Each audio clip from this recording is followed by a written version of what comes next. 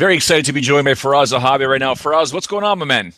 Not much, my man. Just finished practice and here talking to you. You never stop. You're actually finally resting, which is a good thing. Obviously, the big money fight went down over the weekend. Did it live up to your expectations? I loved it. I thought it was a great battle. I thought both men put it on the line, and the action was jam-packed from round one. I have zero complaints. Loved it. Now, there was obviously a stat that came out that Conor McGregor landed 111 significant strikes, which was more than what Manny Pacquiao landed against Floyd Mayweather. What do you make of that? I think it's a very different fight, a very different strategy. Mayweather looked more like Mike Tyson. He was moving forward. McGregor has a really long reach, and he's very quick on the outside. So I think Mayweather at one point was telling himself, I can't fight this guy on the outside. I got to press the fight. And when you do that, you get here more often. Whereas when he fought Pac-Man, he had the longer reach. Mayweather had the long reach, and he could fight on the outside. It was just very different type of fight. In terms of the way Conor McGregor performed, is it exactly what you envisioned?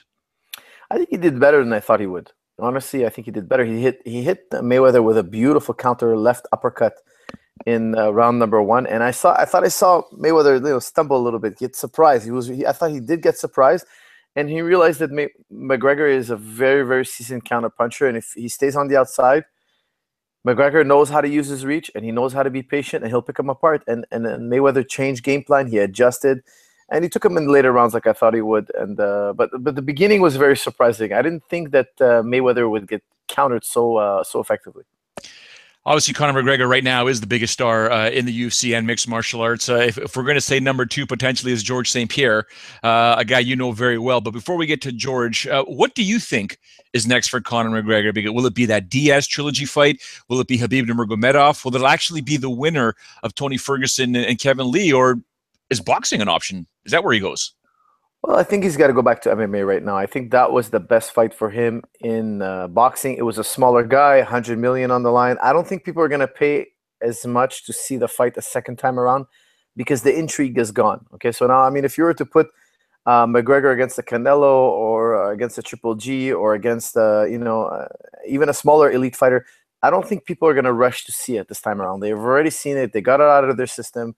I think people are going to want to see McGregor back in the octagon. And the fight he's got to take, if he takes the Diaz fight and he wants it at 155, there's a line of guys who want the title way before Diaz. Diaz has got to win some major fights before he gets that title shot. I think he's got to fight Tony Ferguson or Kevin Lee, the winner of that, or Khabib. One of those three guys. I think those three guys have to be the next title contention because they've deserved it. They've taken that spot. Your boy George St-Pierre has a title shot against Michael Bisping. Many people think it's a good fight for George St-Pierre, but Robert Whittaker is the fight that people potentially want to see. Let's not move on that one just yet. Bisping, George St-Pierre, it's official. It's going down. What can we expect from George in this fight that potentially we haven't seen in the past? That's not something I really want to say, but just... I know you're not going to give away the game plan. I was just thinking he's going to be a bigger fighter. So he may be George is going to be fighting a bigger fighter. George is going to be a little bit bigger than he is usual. Look for George to be really busy, really smart, really technical, really execute the type of victory that he's always done, and look for him to be very energized. Absolutely. Should he defeat Michael Bisping, obviously the options are there to be, he's a champion. He would have to defend the 185-pound title with Robert Whittaker waiting there. Rumors are that he has committed to defend that title, and if it happens to be Robert Whittaker, he'll take it. Or is there something else on the horizon for George? Right now, me personally, I don't get involved in those politics. I just want to train him for this fight. I want him to get it ready for this fight. And for me, I believe in taking it one fight at a time. What happens after that, there's so many things that can occur. I'm not worried about that. I haven't given it any thought. Michael Bisping's the target. Michael Bisping's the obstacle now, and that's all I think about. It's all I focus on. Are you surprised Michael Bisping, even though he's getting older, still can keep up that phenomenal pace? Oh yeah, he's a monster. He's a very efficient fighter. He's a very technical guy. He's smart in there. He's a beast. He's gonna be a tough fight. But George has got so many tools. He's got so many dimensions, and George is even he's the best athlete in UFC. So I mean, I think he's gonna have a lot of edges on top of Michael Bisping. I want to get your thoughts real quick on Robert Whittaker, though, because I remember when he fought Jacare, I couldn't believe that Jacare wasn't able to hold him down. He did a fantastic job getting the fight back to the feet and then doing what he had to do to win. And then against Romero, we all figured, he's going to get taken down, he's going to get held down. And no, Whittaker showed an exemplary just takedown defense and getting back to the feet. I'm personally surprised. Not that I wasn't a fan of Robert Whittaker, I didn't believe he was that good. Is he that good? Yes, he definitely is. You know, I trained Robert for a long time. He did a lot of fights with us at TriStar, and he was fighting at 170 then, and he performed so well in the gym. I'm telling you, he would do so well in the gym. He's such an athletic guy. He's a fighter, you know, to the bone. He could take a shot. He doesn't get scared. He could put it all on the line. He's got everything a fighter needs. But when he would do the weight cut, it was just such a monstrous weight cut. It was just so painful. It was just a really difficult cut. And then when he would fight at 170, he didn't have the same pop. You know, he didn't have the same athleticism, explosiveness. I think really moving up a weight class was a brilliant move, and people could see his true talents. He's a very talented fighter. It's not the first time that someone has come through TriStar, did a variety of training camps, and then eventually has to take on someone from TriStar. How do you deal with that? It's not easy. It's not fun. It's not something I like. I try to avoid it at all costs. But the thing is, when all the guys we're working with are in the top 1%, eventually we're going to cross paths, and it's good for both of them. As long as it's good for both of them, I don't feel so bad. You know, it's a good way for everybody to make money, earn our living, and there's no bad blood. It's at the point, it's just the lesser of two evils. You know, what are you going to do? Sit on the sideline, not defend your title? You know, that'd just be crazy. So I think there's a time and place when it has to happen. Well, time and place for me would be Dallas Cowboy Stadium, George St-Pierre, Conor McGregor one day. Do you think that could become a reality?